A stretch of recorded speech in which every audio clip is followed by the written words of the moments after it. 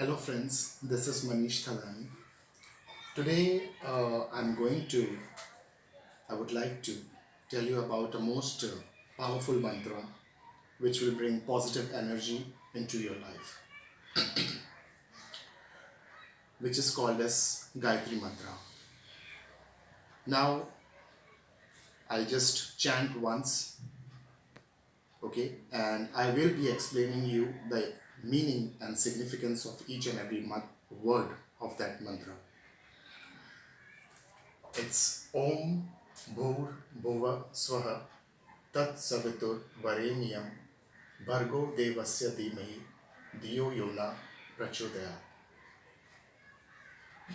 My friends, this is a very powerful mantra. If you chant every day, it will bring positivity in your life.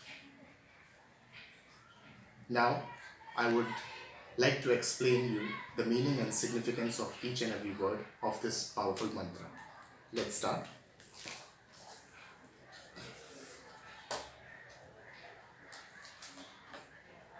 The first word Om.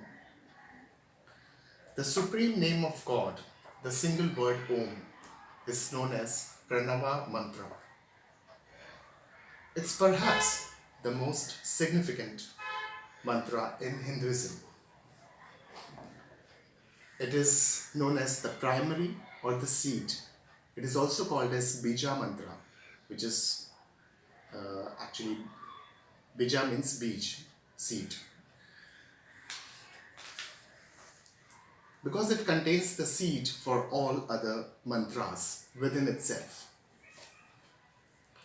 Om is also referred to in some texts as the primordial sound.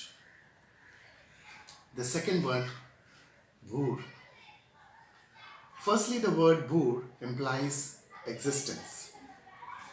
God is self-existent and independent of all. He is eternal and unchanging, without beginning and without end. God exists as a continuous, permanent, constant entity. Secondly, the word Bhur can also mean the earth, on which we are born and sustained. God is the provider of all, and it is through His divine that we are blessed with all that we require to maintain us through our lives. Finally, Bhur signifies pranava or life, literally breathe. The third word, Bhuva. Bhuva describes the absolute consciousness of God. God is conscious as well as being conscious of all else. Thus is able to control and govern the universe. Also, the word Bhuva relates to the relationship with the celestial world. It denotes God's greatness, which is greater than sky and space. He is the boundless and unlimited. Finally, Bhuva is also indicative of all pain and sins and sufferings. The fourth word, Swaha. Swaha indicates that all pervading nature of God. He is omnipresent and pervades the entire multiform universe. Without form himself, he is able to manifest himself through the medium of physical world and is thus present in each and every physical entity. In this way, God is able to interact with the universe created by him and thus sustain and control it, ensuring its smooth and proper running and functioning. The fifth word, Tat. Literally, this word means that being used in Sanskrit to denote the third person. It is also mentioned in the Bhagavad Gita by Sri Krishna, Lord Sri Krishna himself, where he implies the selfless nature of the world. Being used in the third person, the word has implicit in it an idea of selflessness. Tat then is used here in the Gayatri Mantra to indicate that the worshipper is referring to the God and that the praise being offered to God in the prayer is purely directed towards Him without thought of gaining any personal benefit from that praise. Sixth, Savitur. Savita, from which Savitur is derived, is another name of God. This being the reason that the Gayatri Mantra is often known as the Savitri Mantra. The other name of Gayatri Mantra is Savitri Mantra. The implication of Savita is God's status as the fountain, the source of all things. It is through His divine grace that the universe exists, and so this word sums up the Mahavgriti by describing God's ability to create the universe and sustain it, as well as at the right time bring about its dissolution. Seventh word, Varanium. Varanium signifies our acceptance of God and can be translated as the meaning who is worthy, ever ready to obtain all the material riches of the world.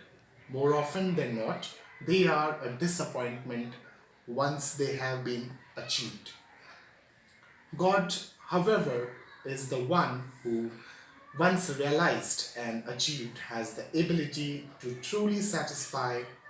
We therefore accept Him as the highest reality, and it is to Him that we dedicate our efforts. The eighth word, Bhargo. Bhargo is taken to signify the glorious light that is God's love and power. It indicates His complete purity, being absolutely pure Himself. God also has the ability to purify those that come into contact with Him. Thus, Bhargo is indicative of God's power to purify and to destroy all sins and afflications. In the same way as a metal placed into a fire will yield the pure metal by merging with God, by realizing His divine form and establishing unity and oneness with Him, we can cleanse ourselves and be made pure by His grace. The ninth word, Devasya. Devasya. The word Devasya, the word Deva, from which this word is derived, has been translated by different people in many different ways. It is generally thought of as meaning simply God. However, its meaning is more complex than that Deva, which forms the root of the words. Devta and Devi means quality or attribute, and can be thought of as another word of or guna. The 10th one, Dhimahi. Now, meaning of this is to meditate and to focus our mind on God. To meditate and focus our mind on God.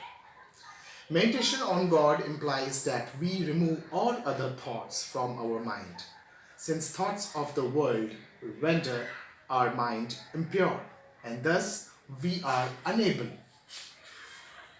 to conceptualize the absolute purity of God. We must be able to concentrate and direct our mental energies towards the task in hand, which is communion with God. The 11th one, Tiyo. Sanskrit for intellect. This is the essence of this part of the Gayatri Mantra, having firmly set God in our heart. We now must try to emphasize His presence and influence on our mind and intellect. Material prosperity holds no true meaning for the person who is truly devoted to God. Pain and suffering are of no consequence to him as touched by God. He is imbued with God's own divine bliss, and all worldly sorrows pale to nothingness in comparison. However, still the individual must live in the world. The 12th one, yo, meaning who or that. Yo signifies yet again that is not to anyone else that we direct these prayers, but to God alone. Only God is worthy of the highest adoration. Only God is perfect and free from all defects. It is that God to whom we offer these prayers. The 13th one, na. Na means ours and signifies the selflessness of the request we make to God. In this part of Gayatri Mantra, we offer this prayer and make the request of God not simply for ourselves but for the whole of humanity. The whole world is one big family. The whole world is one big family. Thus we pray not only for ourselves but for each and every member of the family, that we may all benefit from the greatness and generosity of the all-loving God. The 14th one, Prachodayat. Prachodayat, the final word of Gayatri Mantra, rounds off the whole mantra and completes the request we make to the God in this final part. This word is a request from God in which we ask Him for guidance and inspiration. We ask that by showing us His divine and glorious light, He removes the darkness of Maya from our paths, that we are able to see the way, and in this manner we ask Him to direct our energies in the right way, guiding us through the ahos of this world to find sanctuary in this tranquility and peace of God Himself, the root of all, happiness and source of true bliss. My friends,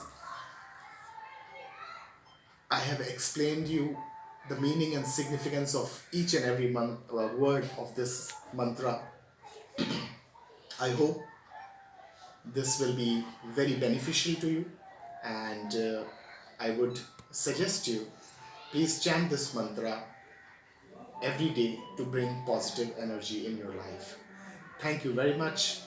Take care of yourself, and just want to say, please like, share my videos, and please subscribe it. Okay, that's all. This is Manish Thadani signing off for now. Thank you so much. Bye bye. Take care.